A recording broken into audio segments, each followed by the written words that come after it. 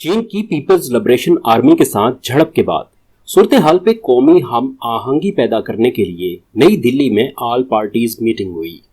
इस मीटिंग से खिताब करते हुए भारतीय वज़ीर आज़म नरेंद्र मोदी ने चीन को तमाम इल्जामात से बरी जिम्मा करार दे दिया। उन्होंने अपने खिताब में कहा,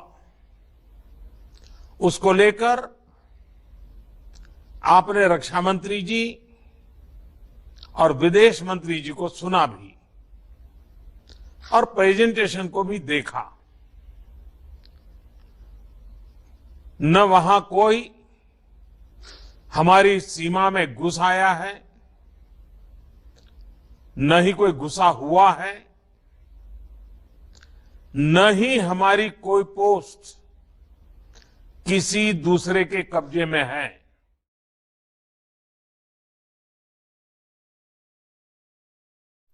याद रहे कि मगरबी लद्दाख की गालवान वादी में चीनी फौज के साथ झड़प में भारतीय फौज के एक कमांडिंग ऑफिसर समेत 20 फौजी मारे गए थे।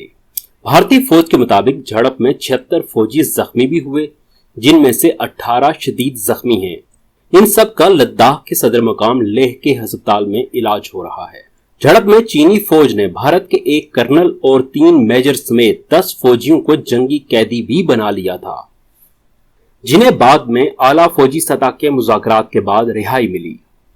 इस झड़प के बाद चीन की वजारत खारजा के तर्जुमान ने वाक़े की तमाम तर जिम्मेदारी भारतीय फौज पर डालते हुए कहा था, 15 जून की रात सरहद पे मौजूद इंडियन फौजियों ने कमांडर सतह के इजलास में होने वाले मायदे की खिलाफ वर्जी करते हुए एक बार फिर LOC को उबूर किया।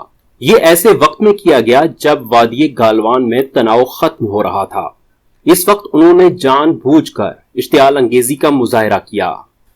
चीन के फौजी एहलकार और ऑफिसर जो बातचीत के लिए हिंदुस्तानी फौजियों के पास गए, उन पर तशद्दुद किया गया और इस दौरान हिंदुस्तानी फौजी मारे गए।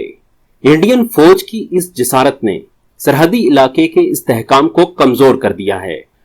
इसी अरसे में चीनी वजीर खारजा वांग यी ने इंडिया के वजीर खारजा S जयशंकर के साथ टेलीफोन पे गुफ्तगू करते हुए कहा कि हिंदुस्तान इस वाक़े की संजीदगी से तहकीकात करे और जिम्मेदारों को सजा दे। उन्होंने कहा कि सरहद पे मौजूद इंडियन फौजियों को डिसिप्लिन का पाबंद किया जाए। हिंदुस्तानी फौज फौरी तौर पे इश्तियाल अंगेजियां बंद करे ताकि इस तरह के वाकयात दोबारा पेश न आए।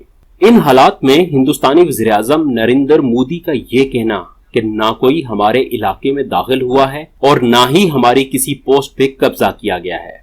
तज्जियाकारों का ख्याल है कि मोदी हुकूमत का ये बयान चीन के सामने हिंदुस्तान के मुकम्मल और गैर मशरूत सरेंडर के मुतरादिफ है। इससे पहले भी मोदी हुकूमत चीन की जानिब से लाइन ऑफ एक्चुअल कंट्रोल के दूसरी तरफ कब्जे पे मुकम्मल खामोश रही। हिंदुस्तान के फौजी जराए कहते हैं कि उन्होंने अप्रैल के वस्त में ही चीनी फौज की हरकत से हुकूमत को मुतले कर दिया था। मोदी हुकूमत की मुकम्मल खामोशी के बाद ही फौज ने दिफाई अमूर पर लिखने वाले रिटायर्ड कर्नल अजय शुक्ला के जरिए लद्दाख पे चीनी कब्जे की खबर मीडिया को लीक की। तब जाकर लाइन ऑफ एक्चुअल कंट्रोल की हिंदुस्तानी तरफ चीनी कब्जा मौजू बहस बना। तहम 5 मई को पहली बार खबर हिंदुस्तानी मीडिया पर आने के बाद से 15 जून को 20 हिंदुस्तानी फौजियों की हलाकत तक के तमाम अरसे में बीजेपी की मरकजी क़यादत खामोश रही। जंग की धमकियां देने वाले हिंदुत्वाई लीडर मसले को बातचीत और सफारती और सियासी जराए से हल करने के बयानात देते रहे। वज़ीर आज़म नरेंद्र मोदी ने इस सारे अरसे में इंतहाई अहम इशू पर सिर्फ एक बयान दिया, जिसमें कहीं भी चीन का नाम नहीं लिया गया। भारतीय जनता पार्टी की सख्त गिर कौम परस्त सियासत और नरेंद्र मोदी का मर्द आहन का तासुर जो गुज़श्ता 15 साल की शानदार मीडिया मैनेजमेंट के जरिए कायम किया गया था, चीन के एक ही हमले में जमी बोस हो गया।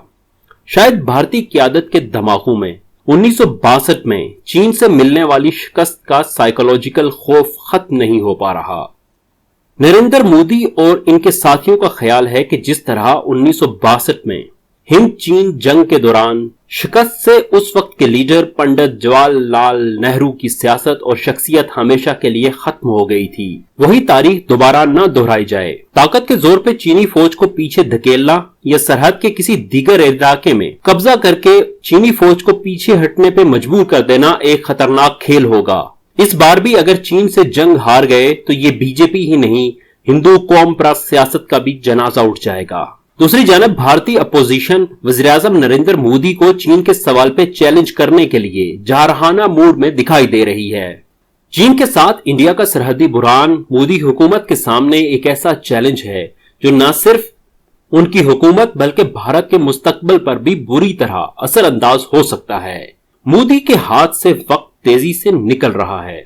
चीन ने लद्दाख में पेशकदमी क्यों की और भारत पर इसके असरात क्या हो सकते हैं, इस बारे में आने वाली वीडियोस में तफसील से तबादला ख्याल करेंगे। हमारे साथ रहिए। वीडियो पसंद आए तो शेयर कीजिए, कमेंट में अपनी राय का इजहार जरूर कीजिए और अपना ख्याल रखिए।